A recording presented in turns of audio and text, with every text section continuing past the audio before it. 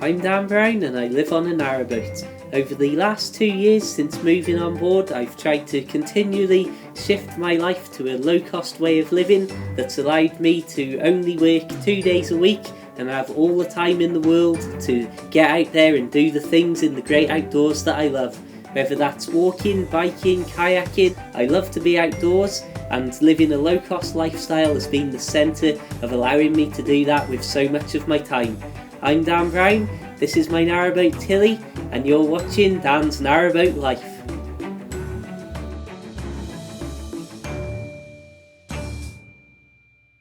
As with many other areas of narrowboat life, the cost of living can vary wildly from person to person, boat to boat, lifestyle to lifestyle, and even area to area. And of course, it's a good thing for me trying to live a very low-cost lifestyle that I'm stood on a 30-foot boat here, because at 30 foot, Tilly is a very small boat compared to even the boat that's just ahead of me mooring up now, which I'm trying not to be distracted by. But when you consider that there's a lot of costs that are based on a per foot basis, you can imagine that a 30-foot boat next to something that'll be pushing 60 foot is going to be a lot cheaper to run. Things like the boat licence and moorings are very often based on a per foot basis, so of course being half the size of some boats puts me in a good area for the lower end of what costs and living costs can be. The last thing that I want this video to be is just me stood in front of a camera talking about facts and figures and numbers at you. We are going to have a little bit of that so that you can see what some of my living costs actually are, but I've done that in the past. I'll post a link in the description to a full breakdown, but more importantly in this episode I'm hoping that I can give you more of an idea of how I've actually tried to set up my lifestyle and incorporate some of the things that I've always loved doing, such as biking and walking, into living a more sustainable, lower cost and ultimately a more carefree lifestyle. All this talk of outdoors lifestyles, and when we're filming at amazing places like this, it's very easy to over-romanticise and to get this perfect image of the classic smoky narrowboat chimney moored up lonely down the towpath somewhere. But of course there are some practical things that you've got to think about in terms of the actual living costs. I think we'll quickly spend a few minutes back on board and then head out into the great outdoors and see just some of the ways that I try and incorporate the cost-saving element into my daily life, while also trying to incorporate everything in the great outdoors into that same life. It's a match that's a little bit more perfectly lined up than you might think. So what are some of the main boat costs that you might have to pay? Well, first of all, you will have to have a boat licence, and you'll also have to have insurance. Now, once again, Tilly being only 30 foot means that she's on the very low end of the scale of what the boat licence can cost. And I've got two statements here of my previous boat licences. In 2013, for the year, it cost me £537.26, and there'll be people hearing this who are living on or owning much bigger boats than Tilly who will know that that is quite literally hundreds and hundreds of pounds cheaper than what a bigger boat might cost you for the licence. In 2014, that had risen to £561.97, so round that up by 3 pence to £562, and that's another thing that you'll have to take into consideration. As time goes on, I'm sure you're aware that everything seems to constantly creep up in price. So that's the boat licence, £562 that it's cost me this year if we round it up. Insurance as well, and again remember I'm on a very little boat and very simple, not loads of fancy gadgets about or anything fancy about the boat itself. My insurance I've paid for 3 years now. I think the first year it was about £104, then it drops to exactly £100, and then this year when I updated it again I think it had risen to maybe about £102. So those are two of the main costs. But you'll also need something that goes by the name of the BSS certificate. This is the boat safety scheme, and every boat has to have one, and I suppose you'll really need one of these for insurance. And this basically says that, well, it says, the vessel identified below has been examined by the signatory against boat safety scheme checking procedures. At the date of examination, it was found to comply with the Navigation Authority's minimum safety requirements. So it's basically your safety check. I don't know why I read that out and went all official in my very slight alteration of my tone of voice then. But something like this, as we can see from here, it started on, or the examination was done on the 29th of the 9th, 2011, and runs out 4 years later, which is going to be the 28th of the 9th next year, 2015. So I'll have to get that sorted out. And in the incredible way that so much of my life seems to work out, it just so happens that before I ever had a boat, I had already been working for many years with a good friend who is the person who actually, or one of the people who actually gives these out. I think they might cost you around £150-ish on average, but again, it's the sort of thing depending on who's doing it. And if they find something that needs work doing, then that could cost you more, because obviously you'll have to repair or fix something up in the boat. I'm looking around and hoping that there's nothing here. But again, it's something that's very handy for me personally to know somebody who literally gives these out. So yeah, that's all good fun and games. So those are the three main things: your boat safety, insurance, and your actual boat licence. Let's take a break from the numbers for a moment and look more at the lifestyle, but don't worry, we've got more living costs coming up. But I'd like to talk about something that's become very central to my life, and certainly a huge part of how I live so cheaply. That is, of course, my bike. It's incredible how much it has come to dominate and embody how I try and live such a low-cost life. It's not only the perfect form of transport to get to and from the boat, considering that I move around all over the place and I'm not always right next to a road, but it's also easy and small enough to store on board the boat with no real difficulties. And of course, the heart of it, it is also very, very cheap to run. Even if I had a very small scooter or something like that with a motor, I would have the associated costs and petrol, whereas the bike costs maybe £40 a year in new tyres and inner tubes to run, which I'm very happy with indeed. And especially when I consider the thousands of miles that I ride on it, it helps keep me fit as well. Being a huge fan of biking in general, I see it more as a hobby still than an actual commute. And in so many ways, it's far more than just a form of transport. Being able to make things like this part of your everyday commute is fantastic. Once again, as I've always said, the narrowboat lifestyle wasn't about living on a boat. It was about living out in places like this. And when I can be biking to and from my workplace or to and from my friends' houses, and this is the beginning and end, it's everything that I wanted it to be. So if you consider the boat as the low-cost hub of where I base my life from, then biking is very much not only part of what I love to do, but what allows me to do an awful lot more of the things that I enjoy. Anyway, let's have a look back at a few more costs and join me back on the boat. So those are your three main things that you've got to have: insurance, boat safety, and of course a boat licence. There are obviously other things that are going to cost you money. There'll be unforeseen things. The boat might need repairing and work done on it. And all of these things are things that I'm not going to go into too great a detail here, because it obviously is something that I can't predict and can't say what's going to happen to you and your boat. But there are a few things that I can talk about. Firstly, it's mooring. Now, some people will choose to buy a boat and stay in a marina. Some people will have a boat that they use for holidays and want to keep it in a marina. And that can start to cost you an awful lot of money in the grand scheme of things, certainly compared to my humble little life on my little boat Tilly, whereas a lot of marinas and a lot of things like that will be charged on a per foot basis, just like the boat licences. That obviously in turn means that me having such a small boat can get away with a lot lower prices in a lot more places than a larger boat would face. So for example, last year I spent 2 months in Chirk Marina, and that cost me for those 2 months over the summer period £175.68. So that I don't think is too bad, less than £100 a month, so I'm more than happy with that. But that I could go down south somewhere, I could go halfway across the country, and it might cost me a lot more than that to moor up somewhere.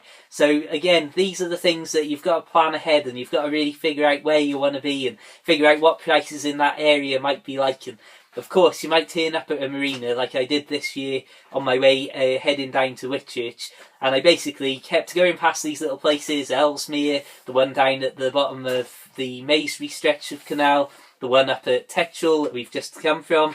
All of these places where I'd decided not to go into Chirk Marina and come back down, and then decided I did want to go in a marina after all, and found myself out at Whitchurch and still not finding a marina that had any room for Tilly. So again, things to think about. So yeah, £175 for that. This year, like I say, I ended up not going into a marina, which is a shame because I could have really done with somewhere nice and calm and still to get the boat painted while I was doing that, but well, it's not the worst thing that's ever happened. During the weeks that I was putting this video together, I discovered that there was an awful lot of stuff that I wanted to show you, and far too much to put into one video, so I've decided that things like winter and heating and keeping the boat warm on the cheap is going to get its own proper video next month, so hopefully you'll enjoy that and stay tuned. But really, I wanted to just break away from the documentary format for a moment and take a moment to speak to you directly, because I've done an awful lot of filming for this video of things like being out collecting wood and keeping the boat warm and all of those standard sort of things that are obviously a huge part of life during the winter months. And I wanted to make sure I wasn't going to gloss over the fact that those weren't mentioned in this video, because this, as I say, is more about the lifestyle rather than going through every single detail and going, this is exactly what you're going to have to pay for everything and how much it's all going to cost.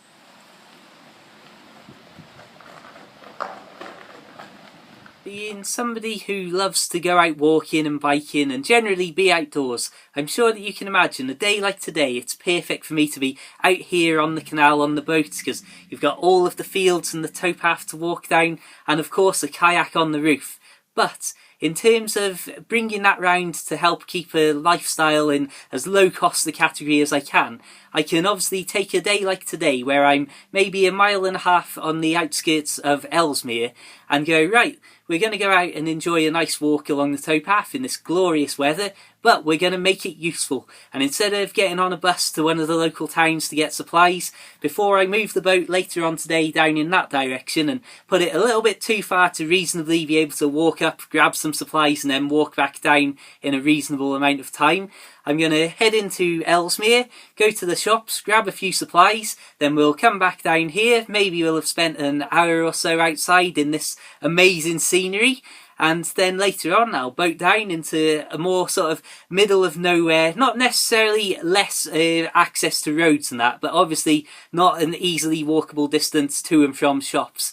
And obviously by doing that trip today, I'm enjoying the outdoors and we're saving on money of actual travel expenses to get in and out of the boat with any supplies. And then after a week or so, I should be down maybe at St Martin's, where I'll be a 20-minute walk up across the fields into the shops there. And again, if I can get the supplies that will last me over that period, then I'm not having to think, right, I need to get a load of water bottles, I need to get stuff that I can't fetch in on my bike, and all of those worries of, right then, we're going to have to get the bus and do a big shop and then have the hassle of coming back to the boat with a lot of stuff in one go, and also obviously the additional costs of, I don't know, £5-6, maybe a little bit more on return bus tickets to the local towns. Instead, it's keep shopping, keep topping up, never let things run down too much, and basically try and enjoy as much of the outdoors as you can while you do it. Right, let's get on that towpath. As I mentioned at the very beginning of this video about the marriage between living a low-cost lifestyle and trying to get outdoors and do all of these things that I love doing, it's simple things like this: walking up the towpath, cutting across the shortcut across some fields, and being able to see all this as part of your daily shopping trips. Not necessarily every day, but it's certainly something that helps keep costs down and enjoy life itself. On the trip back from the shops to the boat, the backpack is always a lot heavier, and that's why I prefer to do these before I move too far away. And of course, got some water in there, got a few tins, and it wouldn't be a trip to the shops without a salad pack or some of my favourite carrot and orange juice. And as you can probably tell, I've had to find a nice shady background for this video because the weather's so perfect and so sunny out here. Even now I look as white as a sheet on the video, but still it's better than just being a talking pair of eyes and mouth when I stand out in the direct sunlight. Right, back to the boat, because today is far too good a day not to do some proper boating. As we move a few more miles down the canal, what better time to just discuss very quickly a few of the general boat costs associated with the actual activity of boating itself. Tilly has got a Beta 25 horsepower engine and a diesel tank with a quite whopping 250 litres capacity, certainly a lot bigger than any other vehicle I've ever owned, which really is just a series of bikes up until this point. The diesel tank was pretty much full when I bought her over 2 years ago, and I've topped up with about 50 litres of fuel since then, once a year. And obviously the level of diesel in the tank has dropped a lot from that original 250, but by putting in another 50 litres a year, the amount that I travel has been enough to keep it going and keep it above any sort of a dangerously low level.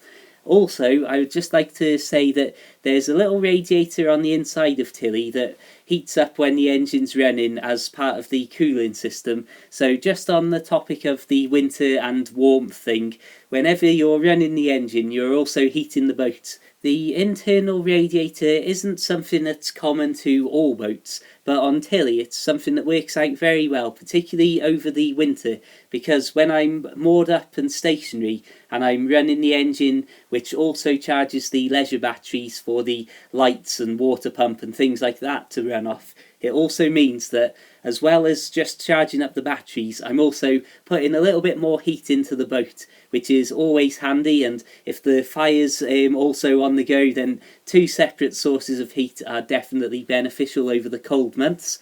And of course, having something like the engine, which you can firstly use to obviously move the boat, but also while you're moving the boat, heat the boat up for when you go back down into the boat, and also charge things up for use by the lights and the water pump. It is a pretty efficient way to do things, not only in terms of saving fuel, but also saving time and not having different things and different generators running.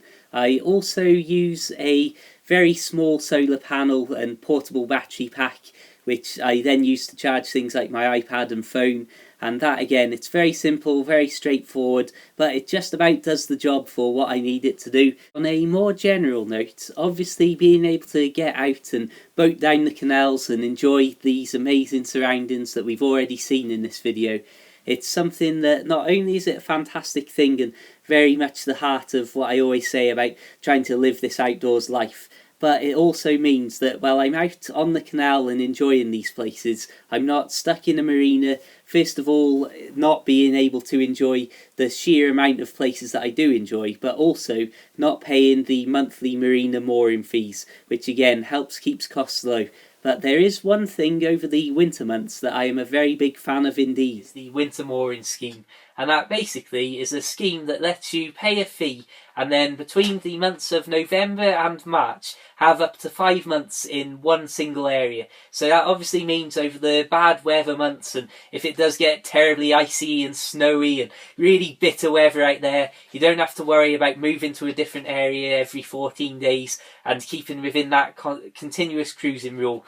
It's again based on a per foot basis. There's some places where you pay for a fixed mooring in a fixed place, and there is also the general towpath permit, which I use, which allows you, with some exceptions, to travel and moor up at different places along the canal. And I like the general towpath permit because it allows me to travel between some of my favourite places on the canal and spend the winter months just travelling between those before summer starts to come around, and in spring I head back off out down the canal to goodness knows where.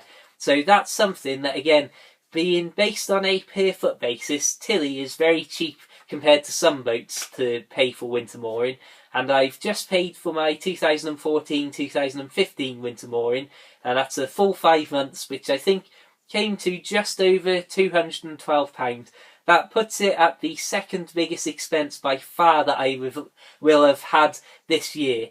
Being able to spend a couple of months in some of the areas close to obviously a road and bus access and things like that for when the weather gets a little bit too harsh and I might not be able to jump on my bike first thing in the morning and go out on icy roads. It's something that helps out a lot, and it's a fantastic scheme, and one that I am more than happy to pay my bit towards and use and take full advantage of. There have been far too many clips of me talking to the camera for my liking, so we'll wrap things up and just share a few thoughts of what I think about costs and boat life in general while we have a look at some random footage on the actual canal. There's a lot to be said about living a very cheap life, and it's certainly something that suits me very well.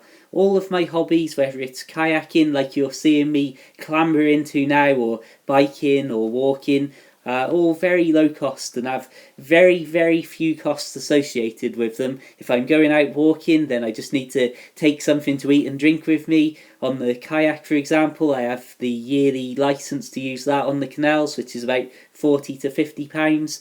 And of course, biking per year is about 40 quid maybe for tyres and inner tubes and basic things like that. And so that is a huge area of basically all of the things that I love to do and spend a huge amount of my time doing that doesn't cost me anything to do really. So when you couple that with my very small and very basic boat, as we've talked about, only 30 foot keeps it on the very low end of general costs that are charged on a per foot basis. And that also does mean I don't have much room and I haven't got any mod cons or any great luxuries on board, which I certainly know is not for everybody. But while I'm single and still young enough to get out there and enjoy doing what I do, I'm more than happy to have my very small, very basic and very low cost floating base to launch all of my general daily activities from. And of course, when it comes to the dark evenings over winter, I'm a huge fan of reading and audiobooks, and of course, as some of you may know, of writing too. So I've always got plenty of stuff to do, and if I could actually spend less time out doing fun things and more time sat at the desk, maybe I would be in a better position in my life in general and not be worrying about cutting costs here, there and everywhere. But ultimately, I do love the simple lifestyle, and as I say, it's all about the outdoors. The fact that I can live on a boat and move around and do it so cheaply is something I am hugely grateful for and extremely happy that I've stumbled upon. As you can probably imagine, all of the hobbies and pastimes that I love doing, they're all suited greatly to being able to moor up a boat in the middle of nowhere. Of course, there's always other costs that will creep up that you never know and can never really plan for. Maybe you'll have problems with the engine, maybe you'll need to replate the boat with new steel at some point, which could literally cost you thousands of pounds to do. One of the other per foot costs that I do every 2 years is black the hull. Basically, have the paint scraped off and then any rust have a look at and then repainted basically. Now, the first time I did this was last year, and it cost me, I think, £520 to get my 30-foot boat done. This can be something that I've spoke to other people with nice big boats that can literally cost way over £1,000. Or you can always take the more hard work option, but possibly more rewarding and very likely a lot cheaper option of getting your boat into the dry dock and then doing the actual work to it yourself. These are all sorts of things that you can consider, and like I say, the unplanned expenses that you might have, you obviously can't plan for but should be prepared for as best as you can. Engine problems, who knows what else may go on. You've got to consider that a boat is merely a shrunken down house with all of the things such as plumbing, electrics and heating systems, which all could always break down just like they can in any dwelling or living place. Anyway, I think that we've covered just about everything that we can cover without stretching into a huge video that will go on for hours upon hours. So I will wrap things up and say thank you very much for watching. It means a huge amount to me to have this support. Feel free to subscribe and check out my other videos. There's almost 200 boat videos on my channel now, along with a lot of biking and kayaking and walking and general things from the great outdoors. Of course, you can always add me personally on Facebook and Twitter if you'd like to see general photos and updates from my life in general out on the canals. Of course, like the Facebook page. And finally, if you'd like to support me, then please consider checking out my books for the Kindle: The Narrowboat Lad, The Narrowboat Lad Living the Dream, and A Narrowboat and a Notebook. Until the next time, have a fantastic day, keep it boat worthy, and farewell.